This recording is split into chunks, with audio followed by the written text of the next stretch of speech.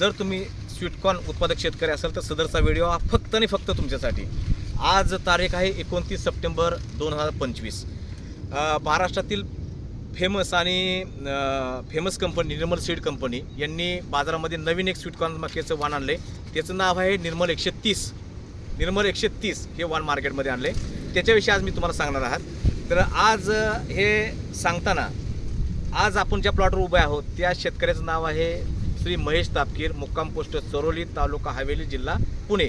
परंतु सदरचं शेत हे त्यांचं खेडजवळ जे प्रोसेसिंग इंडस्ट्रीच्या हबमध्ये येतं। तर आज ह्या वाणाविषयी सांगताना कसं की सदरच्या वाणाची लागवड ही शेतकरी श्री तापकीर साहेब यांनी 12 जुलै 2025 साली लावली। आज तारीख आहे 29 सप्टेंबर 2025। सदरच्या प्लॉटला आज 77 आणि 876 दिवस झालेत। म्हणजे एवढ्या पावसाळ्यात सुद्धा प्रत्येक कंपनीचे वाण हे 5 ते 10 दिवस पुढे गेले।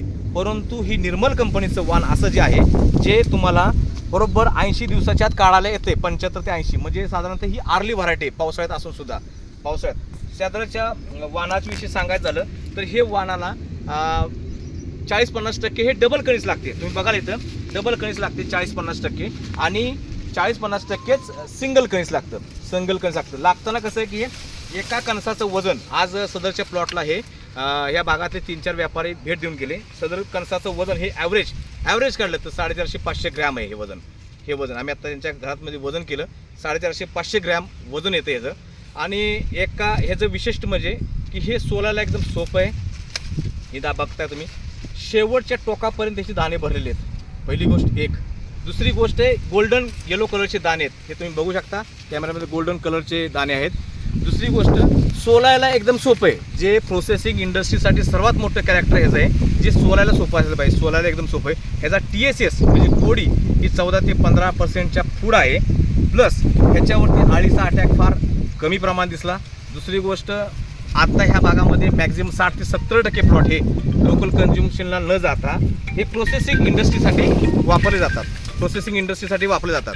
तर त्या महत्त्वाचं म्हणजे काय की ज्या प्रोसेसिंग इंडस्ट्रीला ज्या वेळेला आपण ह्याचा वापर केला जातो त्याला एक पॅरामीटर ठरलेले, म्हणजे कणीस हे शेवटच्या टोकापर्यंत भरलं पाहिजे। दुसरी गोष्ट ह्याचा गोल्डन कलरचे दाणे पाहिजेत। तिसरी गोष्ट आहे जी सोलायला सोपी पाहिजे। चौथी गोष्ट जी आहे हे कणसाचं वजन हे 400 ते 500 ग्रॅमच्या मध्ये पाहिजे। सोलल्यानंतर ह्या कणसाला साधारणतः ह्या जे पाला आहे पाल्याचं वजन हे 125 ग्रॅमपर्यंत जातं।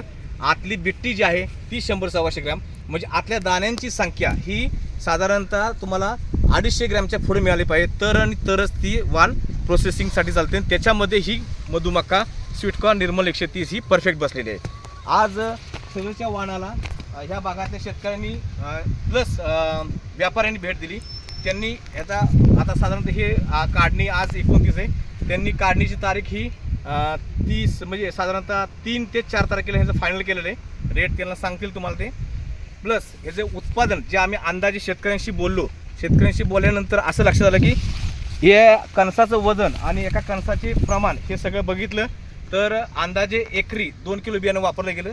त्या 2 किलो एकरी बियाण्यातून त्यांना साधारण कमीत कमी 7 टन प्लस उत्पादन मिळेल, जे त्यांच्यासाठी फायदेशीर आहे। तरी माझ्या सर्व शेतकरी बांधवांना विनंती आहे की त्यांनी निर्मल कंपनीचं निर्मल 130 हे बियाणं लावावं आणि भरघोस उत्पादन घ्यावं। धन्यवाद।